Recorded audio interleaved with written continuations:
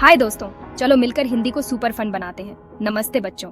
तो बताओ, रेडी हो ना हिंदी की मस्ती के लिए? स्वागत है आपका हमारे YouTube चैनल सिंपल माम की क्लास में। यहाँ हम हिंदी को इजी पीजी और धमाल मचाने वाले अंदाज में सीखेंगे। हमारी सुपर कूल सिंपल माम के साथ आप सीखेंगे हिंदी के इंटरेस्टिंग पहलू, नए नए वर्ड्स और उनकी मजेदार स्टोरी। तो चलो हो जाओ पार्ट ऑफ इस मस्ती भरे सफर। हमारा आज का विषय है कक्षा तीसरी की हिंदी की पाठ्य पुस्तक रिमझिम का 7वां अध्याय, जिसका नाम है बंदरबाट। ये कहानी बच्चों आपने कभी सुनी भी होगी बचपन में। दो बिल्लियां होती हैं और जो रोटी के टुकड़े पर आपस में झगड़ा करती है, तो उनके बीच में एक बंदर आता है और उस रोटी को बांटने के लिए कहता है।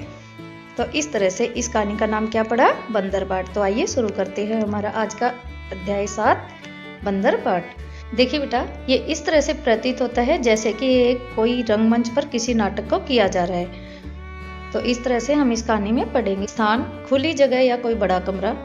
पात्र एक बंदर और दो बिल्लियां। 7-8 बरस का लड़का बंदर और 5-6 बरस की लड़कियां बिल्ली बन सकती है। मतलब कि रंगमंच पर कोई कार्यक्रम चल रहा है तो उसमें एक लड़का बंदर बनता है और 2-5-6 बरस की लड़कियां बिल्ली बनती है। बंदर के लिए पोशाक पीला चूड़ीदार पाजामा, कुर्ता और कमर में पूंछ से निकाल कर बांधा जा सकता है क्योंकि बंदर की पूंछ होती है।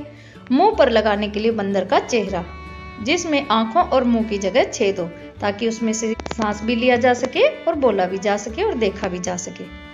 बिल्लियों के लिए पोशाक काली सफेद सलवारें, काली बिल्ली के लिए काली सलवार और सफेद बिल्ली के लिए सफेद सलवार। कमीजें दुपट्टे जो कमर में पूंछ से निकाल कर बांधे जा सकते हैं। मुंह पर लगाने के लिए काली सफेद बिल्लियों के चेहरे, जिनमें आंखों और मुंह की जगह बड़े छेद हों जिनसे देखा बोला जा सके। सामान मतलब इस कहानी में हमें क्या क्या सामान चाहिएगा? एक मेज, एक बड़ा मेजपोश या बड़ी चादर, डबल रोटी का एक टुकड़ा, एक छोटी तराजू। पहला दृश्य मतलब रंगमंच पर कार्यक्रम शुरू हो रहा है तो सबसे पहला जो दृश्य है वो क्या दिखाई देता है? कोई कमरा। कमरे के बीच में एक मेज है। मतलब हम ऐसा सोचते हैं कि हम एक रंगमंच पर कार्यक्रम को देख रहे हैं जहाँ पर क्या दिखाई दे रहा है कि एक कमरा है। कमरे के अंदर एक मेज है रखी हुई है जिस पर मेजपोश पड़ा है जो कि आगे से ढका है। मेज पर एक रोटी का टुकड़ा है। मेज के नीचे एक तराजू रखा है पर दिखाई नहीं देता है। म्याऊं म्याऊं की आवाज होती है और दाहिनी तरफ से काली बिल्ली और बाईं तरफ से सफेद बिल्ली प्रवेश करती है। काली बिल्ली कहती है, बिल्ली बहन नमस्ते। सफेद बिल्ली, नमस्ते बहन नमस्ते। काली बिल्ली कहती है, अच्छी तो हो। सफेद बिल्ली कहती, अच्छी क्या हूँ, भूखी हूँ। काली बिल्ली कहती है, मैं भी भूखी हूँ। सफेद बिल्ली कहती है, खाने को कुछ ढूंढ रही हूँ। काली बिल्ली कहती है, उस खोज में मैं भी निकली हूँ। सफेद बिल्ली कहती है, मुझे महक रोटी की आती। काली बिल्ली कहती है, हाँ मेरी भी नाक बताती, पास कहीं है। मतलब कहीं ना कहीं पास में ही है। सफेद बिल्ली कहती है, रखी मेज पर है वो रोटी, लपकूं कोई आ न जाए तो। मतलब सफेद बिल्ली ने सोचा कि चलो लपक लेती हूँ। काली बिल्ली कहती है, तू डर, मैं तो चली लेने। काली बिल्ली लपकती है और रोटी लेकर भागने लगती है। सफेद बिल्ली कहती है, ठहर, कहाँ भागी जाती है रोटी लेकर? रोटी मेरी। मतलब सफेद बिल्ली कहती है कि रोटी मेरी है। काली बिल्ली कहती है, रोटी तेरी कैसे तेरी? रोटी मेरी। सफेद बिल्ली कहती है, मैं ना दिखाती तो तू जाती। काली बिल्ली कहती है, अच्छा क्या मैं खुद न देखती? क्या मेरी 2 आंखें नहीं हैं? मतलब इस तरह से दोनों बिल्लियों में बहस होना शुरू हो जाता है। डरती थी उस तक जाने में, जा डरपोक कहीं की, जा भग, रोटी मेरी। इस तरह से काली बिल्ली कहती है कि तू तो वहां तक जाने में डरती थी, अब तेरी रोटी कैसे होगी?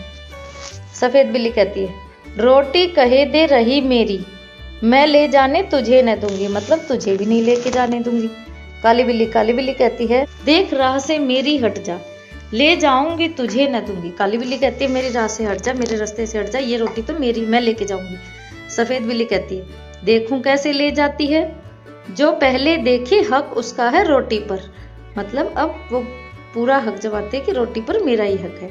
काली बिल्ली कहती है, पहले दौड़े दौड़ के ले ले, पहले उसका हक रोटी पर।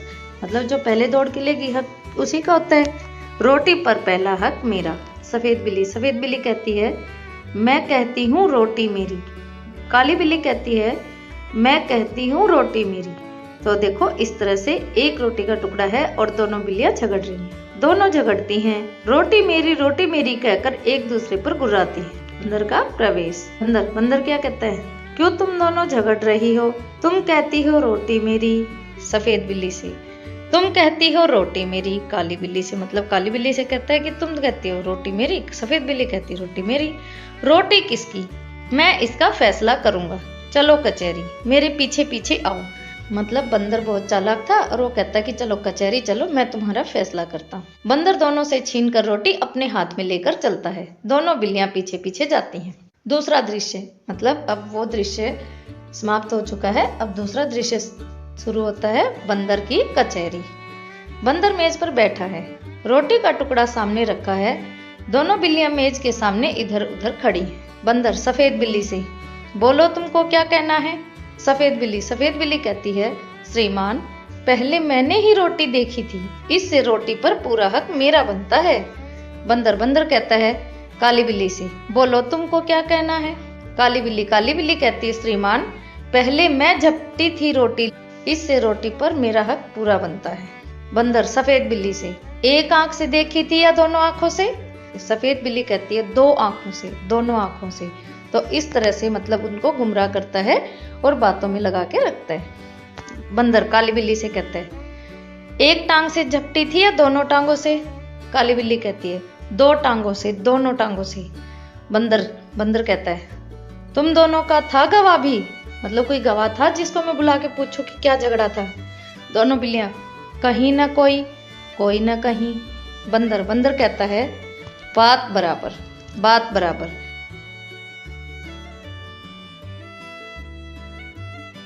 मेरा फैसला है कि रोटी तोड़ कर तुम्हें बराबर दे दी जाए।